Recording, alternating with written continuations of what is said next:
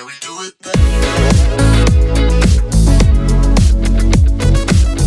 Want to become a drone pilot in India?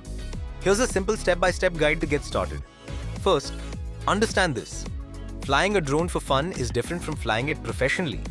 For commercial use, you need a license certification approved by DGCA. Step 1.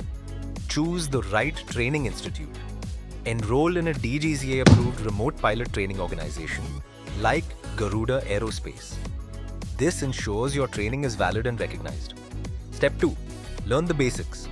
You'll start with classroom sessions covering airspace rules, aviation basics, drone regulations, and safety protocols.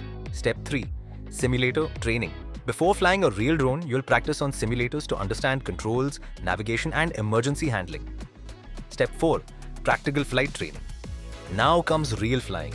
You'll learn takeoff, landing, maneuvering, and mission planning under expert supervision. Step 5. Assessment and certification. After completing your training, you'll be assessed on your knowledge and flying skills. Once you pass, you receive your remote pilot certificate, and that's it. You're now a licensed drone pilot. From agriculture and mapping to inspections and filmmaking, the opportunities are growing fast.